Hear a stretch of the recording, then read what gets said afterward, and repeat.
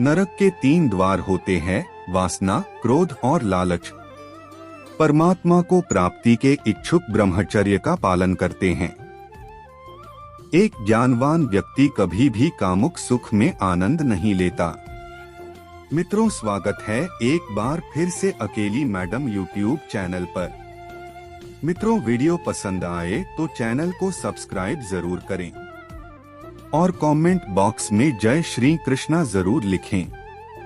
कोई भी इंसान जन्म से नहीं बल्कि अपने कर्मों से महान बनता है।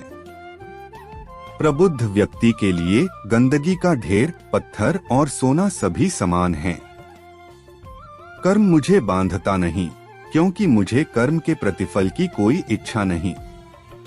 जिस प्रकार अग्नि स्वर्ण को परखती है, उसी प्रकार संकट वीर पुरुषों को। समय से पहले और भाग्य से अधिक कभी किसी को कुछ नहीं मिलता है। कर्म के बिना फल की अभिलाषा करना व्यक्ति की सबसे बड़ी मूर्खता है। यह सृष्टि कर्म क्षेत्र है, बिना कर्म किए यहाँ कुछ भी हासिल नहीं हो सकता। जो मन को नियंत्रित नहीं करते, उनके लिए वह शत्रु के समान कार्य करता है। जो दान बिना सत्कार के कुपात्र को दिया जाता है, वह तमस दान कहलाता है। अपने अनिवार्य कार्य करो, क्योंकि वास्तव में कार्य करना निष्क्रियता से बेहतर है। सदैव संदेह करने वाले व्यक्ति के लिए प्रसन्नता ना इस लोक में है, ना ही कहीं और। फल की अभिलाषा छोड़कर कर्म करने वाला पुरुष ही अपने जीवन को सफल बनाता है। जो हुआ वह अच्छा हुआ, जो हो रहा है वह अच्छा हो रहा है, जो होगा वो भी अच्छा ही होगा। मेरा तेरा, छोटा बड़ा, अपना पराया, मन से मिटा दो, फिर सब तुम्हारा है और तुम सबके हो। मन की गतिविधियों, होश, श्वास और भावनाओं के माध्यम से भगवान की शक्ति सदा तुम्हारे साथ है। धरती पर जिस प्रकार मौसम में बदलाव आता है, उसी प्रकार जीवन में भी सुख आता जाता रहता है। लोग आपके अपमान के बारे में हमेशा बात करेंगे। सम्मानित व्यक्ति के लिए अपमान मृत्यु से भी बदतर है। आत्मज्ञान की तलवार से अपने हृदय से अज्ञान के संदेह को काटकर अलग कर दो। उठो, अनुशासित रहो। सफलता जिस ताले में बंद रहती है, वह 2 चाबियों से खुलती है। एक कठिन परिश्रम और दूसरा दृढ़ संकल्प। मैं भूतकाल, वर्तमान और भविष्य काल के सभी जीवों को जानता हूँ, लेकिन वास्तविकता में मुझे कोई नहीं जानता है। जो दान कर्तव्य समझकर बिना किसी संकोच के किसी जरूरतमंद व्यक्ति को दिया जाए, वह सात्विक माना जाता है। जो पुरुष सुख तथा दुख में विचलित नहीं होता और इन दोनों में संभाव रहता है, वह निश्चित रूप से मुक्ति के योग्य है। कर्म वह फसल है जिसे इंसान को हर हाल में काटना ही पड़ता है, इसलिए हमेशा अच्छे बीज बोए ताकि फसल अच्छी हो। जो लोग भक्ति में श्रद्धा नहीं रखते, वे मुझे पा नहीं सकते। आथ वे इस दुनिया में जन्म मृत्यु के रास्ते पर वापस आते रहते हैं। मैं धरती की मधुर सुगंध हूँ, मैं अग्नि की ऊष्मा हूँ।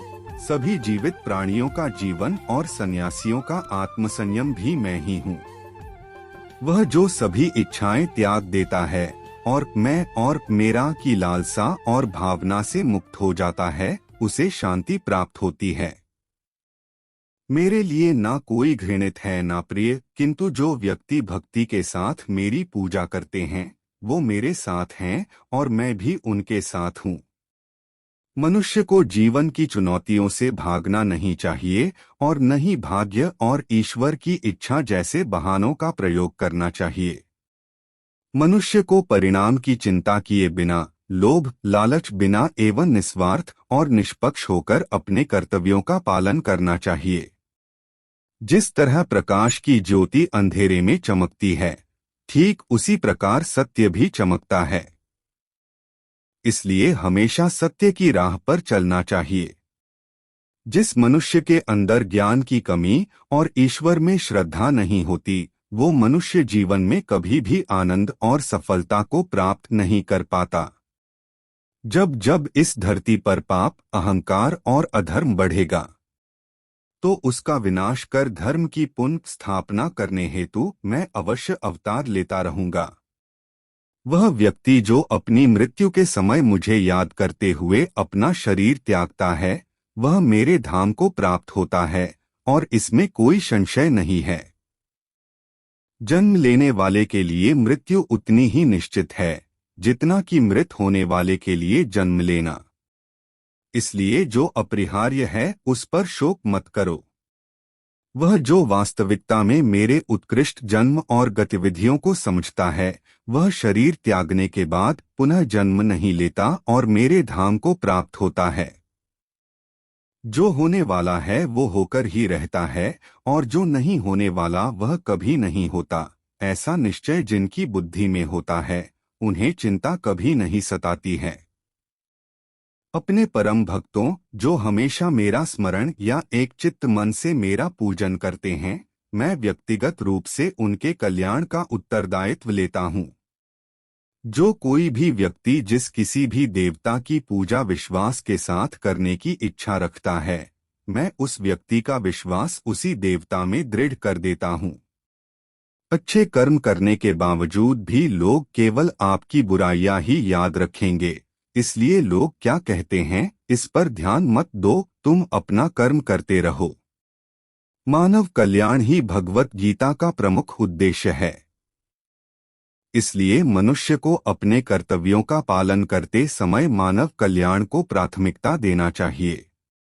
इतिहास कहता है कि कल सुख था, विज्ञान कहता है कि कल सुख होगा, लेकिन धर्म कहता है कि अगर मन सच्चा और दिल अच्छा हो तो हर रोज सुख होगा।